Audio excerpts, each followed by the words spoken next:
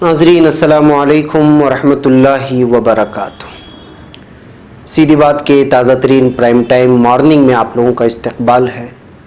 नाज़रीन, आज के मॉर्निंग प्राइम टाइम में आप लोगों के सामने एक ख़ातून पर पुलिस की जानिब से जुल्म सितम जो हुआ है हमारे मुल्क भारत में, उसका तज़किरा करूँगा और साथ ही कश्मीर को लेकर के अमेरिका का एक बहुत बड़ा बयान आया है। ये कल शाम में रिपोर्ट आई थी, उसको भी तफसीलात से रुकूंगा। इसके अलावा मद्रास हाई कोर्ट की चीफ जस्टिस ने नाराज़ होकर के अपने ओहदे से इस्तीफ़ा दे दिया है, वो क्यों है वो भी तफसीलात करूंगा।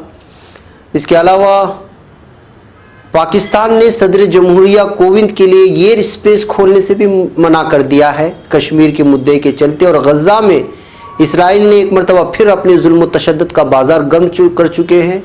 2 बच्चे उनके फायरिंग से शहीद हो गए हैं। इन तमाम तफसीलात पर रोशनी डालूंगा। नाज़रीन, उससे पहले आप लोगों से दरख्वास्त है कि जिन लोगों ने हमारे चैनल को सब्सक्राइब नहीं किया है वो ज़रूर कर ले, और हमारी ये वीडियोस जिन ख़बरों को कोई खाल खाल ही दिखाता है, जिस पर मज़लूम की तरह आवाज़ होती है, उसको दूर दूर तक पहुँचाने में हमारी मदद करें। लिंक को ज़्यादा से ज़्यादा शेयर करें। बहरकैफ नाज़रीन, सबसे पहले मैं बात करूँगा गुरुग्राम की एक ख़ातून की जिस पर पुलिस ने जुल्म सितम किया है। साइबर सिटी में पुलिस पर संगीन इल्ज़ाम लगे। पुलिस पर इल्ज़ाम है कि उन्होंने मगरिबी बंगाल की एक खातून को थाने में ले जाकर बेरहमी से पीटा है।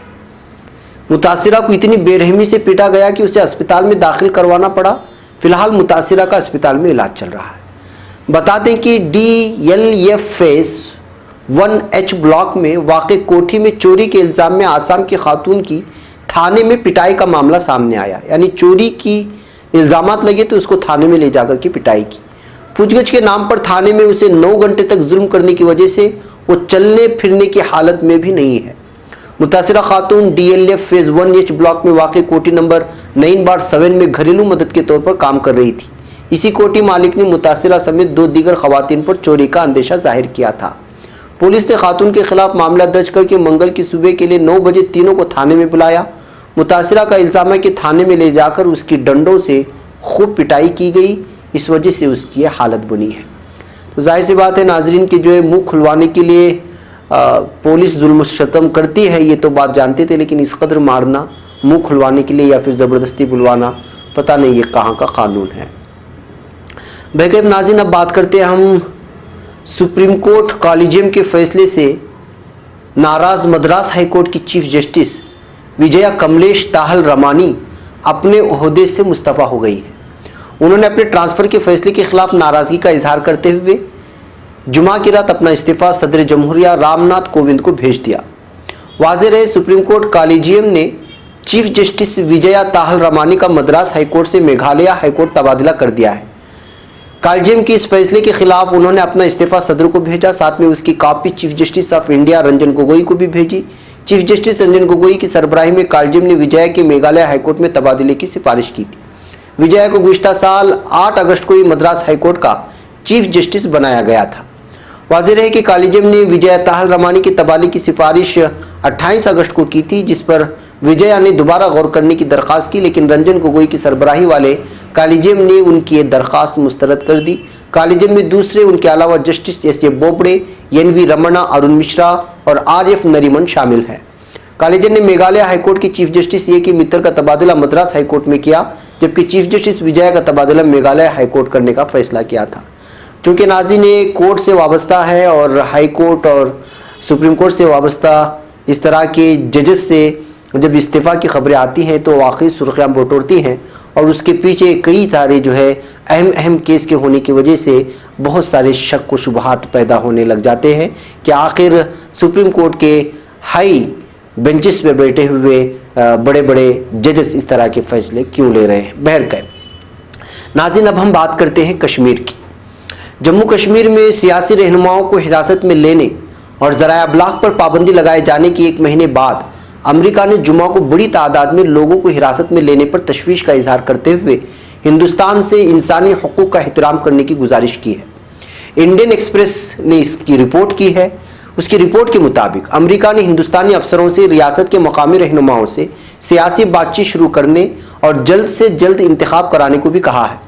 मरकजी हुकूमत के जरिए जम्मू कश्मीर का खुसूसी रियासत का दर्जा ख़त्म किए जाने के बाद ट्रंप इंतजामिया की तरफ से ये अब तक का सबसे सख्त बयान है। अमेरिका का यह तबसरा अमेरिकी सदर डोनाल्ड ट्रंप के 26 अगस्त के उस बयान के बाद आया है जब उन्होंने कहा था कि उन्होंने 25 अगस्त को वज़ीर-ए-आज़म मोदी के साथ रात के खाने पर इस मुद्दे पर बातचीत की थी और कहा था कि वज़ीर-ए-आज़म मोदी को असल में लगता है कि हालात उनके काबू में हैं। अमेरिकी वज़ारत ख़ारिजा के इस बयान पर हिंदुस्तान ने सरकारी तौर पर कोई रद्द-ए-अमल नहीं दिया है। सवालों का जवाब देते हुए अमेरिकी वज़ारत ख़ारिजा की तर्जुमान मॉर्गन ऑर्टेग्स ने कहा, मकामी सियासी और कारोबारी रहनुमाओं समेत जम्मू कश्मीर में बड़ी तादाद में लोगों को हिरासत में ले जाने और खित्ते के बाशिंदों पर लगी पाबंदियों पर हम बहुत फिक्रमंद हैं। हम उन रिपोर्ट्स को लेकर भी फिक्रमंद हैं जो कुछ इलाकों में इंटरनेट और मोबाइल फ़ोन पर पाबंदी के बारे में बताती हैं। उन्होंने कहा, हम अफसरों से इंसानी हुकूक का एहतराम करने और इंटरनेट और मोबाइल नेटवर्क जैसी खिदमतों तक पहुँच बहाल करने की गुजारिश करते हैं। हम मकामी रहनुमाओं के साथ हुकूमत हिंद के सियासी राब्ते को फिर से शुरू करने एवं वादे किए गए इंतखाबात को जल्द से जल्द कराने के हक में हैं। दिल्ली में अमरीकी सिफारतखाने के जरिए जारी किया गया तबसरा इस बात की तरफ इशारा कर रहा है कि उनका यह नजरिया 6 अगस्त को अमेरिका की हालत से बहुत अलग है, जब उसने हिंदुस्तान से कश्मीर के हालात पर ध्यान देने को कहा था कि जबकि हुकूमत हिंद ने उसको सख्ती से अंदरूनी मामला बताया था। पिछले महीने फ्रांस में G7 की मीटिंग के मौके पर वज़ीर-ए-आज़म मोदी ने कहा था कि पाकिस्तान के साथ तमाम मुद्दे दो तरफा हैं। उन्होंने कहा था कि हिंदुस्तान और पाकिस्तान 1947 से पहले एक साथ थे और मुझे पूरा यकीन है कि हम अपने मसाइल पर गुफ्तगू कर सकते हैं और उनको हल भी कर सकते हैं। इस पर ट्रंप ने कहा था, हमने कल रात कश्मीर के बारे में बात की थी। वज़ीर-ए-आज़म को असल में लगता है कि हालात उनके काबू में हैं। वो पाकिस्तान के साथ बात करते हैं और मुझे यकीन है कि वो कुछ ऐसा कर पाएंगे जो बहुत अच्छा होगा। दोनों मोदी और पाकिस्तान के वज़ीर-ए-आज़म इमरान खान के साथ मेरे बहुत अच्छे ताल्लुकात हैं और मैं यहाँ हूँ। मुझे लगता है कि वो इस कोयानी मसले का हल खुद कर सकते हैं। वहीं खारिजा सेक्रेटरी विजय गोखले ने कहा था कि मोदी और ट्रंप के दरमियान इजलास में जम्मू कश्मीर पर कोई गुफ्तगू नहीं हुई थी। बता दें कि 5 अगस्त को मरकजी हुकूमत के जरिए जम्मू कश्मीर का खुसूसी दर्जा ख़त्म करने और उसके 2 हिस्सों में बांटने के बाद अमरीकी इंतजामिया ने बहुत ही एहतियात से अपना बयान दिया है। 5 अगस्त को ऑर्टेग्स ने कहा था, हम लोगों को हिरासत में ले जाने पर फिक्रमंद हैं और लोगों की ज़ाती आज़ादी का एहतराम करने के साथ मुतासिरा कम्युनिटी से बातचीत करने की गुजारिश करते हैं। इसके साथ ही उन्होंने तमाम फरीक़ैन से एलओसी पर अमन कायम रखने की भी अपील की थी। 8 अगस्त को अमेरिका ने कहा था कि वो हालात को काफ़ी करीब से देख रहा है। इसके साथ ही उसने उन वाक़यात के वसी असरात का जिक्र करते हुए इम्कान जाहिर किया था कि इससे खित्ते में बेचैनी बढ़ सकती है। उसने हिंदुस्तान और पाकिस्तान के दरमियान सीधी बातचीत की हिमायत करते हुए अमन और सब्र व तहम्मुल बरतने के लिए कहा था। अक़वाम मुत्तहिदा की सलामती कौंसिल के गैर रस्मी सलाह मशवरे की 3 दिन बाद 19 अगस्त को ट्रंप ने मोदी से बात करते हुए खित्ते में कशीदगी कम करने की अहमियत पर जोर दिया था। 20 अगस्त को अमरीकी वज़ीर दिफा मार्क टी एस्पर ने वज़ीर दिफा राजनाथ सिंह से बात करते हुए जम्मू कश्मीर के हिंदुस्तान का अंदरूनी मामला होने की हिंदुस्तान की पोजीशन को कबूल किया था। तो नाज़रीन, कश्मीर के मामले को लेकर के अमेरिका के बार बार बयानात आ रहे हैं, लेकिन ये बयान इस वक्त थोड़ा सा सख्त कहा जा सकता है कि कश्मीर के लेकर के उसमें उसने दिलचस्पी दिखाई थी, वहाँ के जो इस वक्त पाबंदियाँ लगी हैं उसको हटाने को लेकर के। लेकिन ये सवाल ये है कि क्या अमेरिका की इस बात को हिंदुस्तान मान पाएगा या फिर वो इसी तरह वहाँ जो है कर्फ्यू को और वहाँ जो पाबंदियाँ इस वक्त आयद हैं उसको बरकरार रखेगा, ये कहा नहीं जा सकता। भाई नाज़रीन, ये बात तो तय है कि इस वक्त 1 महीना गुजर जाने के बाद जाहिर सी बात है कि आदमी 1-2 दिन के अंदर ही जब वो किसी घर में नज़रबंद हो जाता है तो उसके हालात क्या होते हैं। तो ऐसे हालात में अगर किसी को 1-1 महीना जो है नज़रबंद किया जाए और तमाम तरह की बुनियादी सहूलियात छीन ली जाए तो जाहिर सी बात है कि आम सा आदमी भी उस तकलीफ़ को, उस जुल्म सितम को महसूस कर सकता है। बहरकैफ नाज़रीन, अब बात करते हैं स्पेस की, एयर स्पेस की। जी हाँ, पाकिस्तान ने हिंदुस्तानी सदर रामनाथ कोविंद का तैयारा अपने एयर स्पेस से गुजरने देने की इजाज़त नहीं दी है, यानी मना कर दिया है। हिंदुस्तान ने पाकिस्तान से सदर जमहूरिया के आइसलैंड दौरे के लिए उसका एयर स्पेस इस्तेमाल करने की इजाज़त मांगी थी, लेकिन पाकिस्तान के वज़ीर ख़ारिजा शाह महमूद कुरैशी ने कहा कि उन्होंने हिंदुस्तान की इस अपील को मुस्तरद कर दिया है।